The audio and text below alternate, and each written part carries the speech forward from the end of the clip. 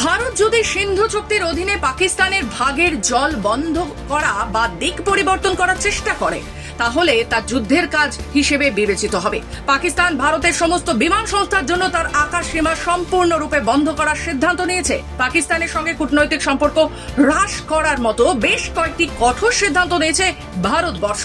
এর পাল্টা জবাব পাকিস্তানের প্রধানমন্ত্রী শাহবাজ শরীফ শুক্রবার একটি গুরুত্বপূর্ণ বৈঠক করেছেন। তিনি ইসলামাবাদে ওই বৈঠক অনুষ্ঠিত হয়। ওই বৈঠকে পূর্ণমন্ত্রী, শীর্ষ কর্তারা ওই উচ্চ পর্যায়ের বৈঠকে ছিলেন। ওই বৈঠক থেকে যে কথাগুলো উঠে আসে, ভারতের সিন্ধু জল চুক্তি স্থগিত রাখার সিদ্ধান্ত প্রত্যাখ্যান করেছে পাকিস্তান। আরো যদি জল বন্ধ করে বা অন্য কোনো দিকে সরানোর চেষ্টা করা হয় তাহলে এটি যুদ্ধের একটি পদক্ষেপ হিসেবে বিবেচিত হবে।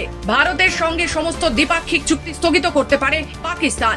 সার্ক ভিসা প্রকল্পের অনুসারে সমস্ত ভারতীয় নাগরিকের ভিসা বাতিল করা হয়েছে। শুধুমাত্র শিখ তীর্থযাত্রীদের অব্যাহতি দেওয়া হয়েছে। বাকি ভারতীয়দের 48 ঘন্টার মধ্যে পাকিস্তান ছাড়ার নির্দেশ। ইসলামাবাদে ভারতীয় সেনা, নৌবাহিনী এবং বিমান বাহিনীর উপদেষ্টাদের অবাঞ্ছিত ব্যক্তি ঘোষণা করা হয়েছে। ভারতের সঙ্গে সমস্ত বাণিজ্য স্থগিত করা হয়েছে।